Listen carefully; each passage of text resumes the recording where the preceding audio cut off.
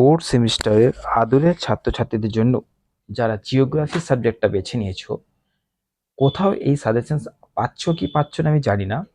তবে আমি তোমাদের বলে দিয়েছিলাম যতটা পারবো, যতটা সাবজেক্ট কভার করার চেষ্টা করতে পারবো আমি ততটা করব। ওকে, তো ফোর্থ সেমিস্টারের জিওগ্রাফিটাও কিন্তু তার মধ্যেই রয়েছে, নিয়ে চলে এলাম। তোমরা দেখতে পাচ্ছ প্রত্যেকটা সাবজেক্ট এখানে আপলোড হচ্ছে, তাই তোমাদেরকে বলবো না যে সাবস্ক্রাইব করে রাখো।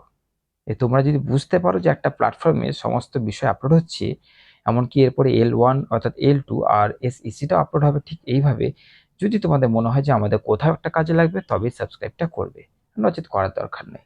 আর শেয়ার তো তোমাদের ইচ্ছাকৃত, তোমাদের ভালো লাগলে শেয়ার করো। চলো দেখে নাও। প্রথম কোশ্চেন, চিপকো আন্দোলন নিয়ে টিকা লেখো।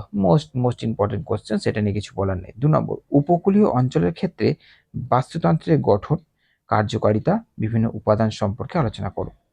2 নম্বর হয়ে গেল। 3 নম্বর, রামসার কনভেনশন আর রামসার সাইট, এই দুটোর মধ্যে একটা টিকা তোমাদের দেবেই। তারপরে জল দূষণের আর বায়ু দূষণের, এই দুটোর মধ্যে একটা দেবে, এর প্রভাব প্রতিকার আলোচনা করো। ভারতের ব্যাঘ্র প্রকল্প নিয়ে একটা টিকা লেখো। বাস্তু পিরামিডের বৈশিষ্ট্য সম্পর্কে আলোচনা করো। পার্বত্য অঞ্চলের মানুষ ও পরিবেশের সম্পর্কে আলোচনা করো। স্বাধীনতার পরবর্তী সময়ে ভারতের অরণ্য নীতিসমূহ বা বন্যপ্রাণী সংরক্ষণ আইন সম্পর্কে আলোচনা করো। বায়োস্ফিয়ার রিজার্ভ মডেল কি, এটা টিকা লিখতে হবে একটা। জলাভূমির সংরক্ষণ ও ব্যবস্থাপনার জন্য গৃহীত ভারতের জাতীয় কর্মসূচিগুলো উল্লেখ করো। আর অতিরিক্ত মাত্র দুটো দিয়েছি কি না, শিল্প ও পরিবহন বর্জ্য পদার্থগুলি কিভাবে বায়ুমণ্ডলকে প্রভাবিত করছে আলোচনা করো। আর লাস্ট থাকছে তোমাদের উপকূলবর্তী অঞ্চলে মানুষের প্রধান জীবিকাগুলি আলোচনা করো। মানে বুঝতেই পারছো তোমাদের কিভাবে করেছি, একদম সহজ সরলভাবে। মাত্র আর মাত্র 10টা প্রশ্ন তোমাদের জন্য এনেছি, 10টা।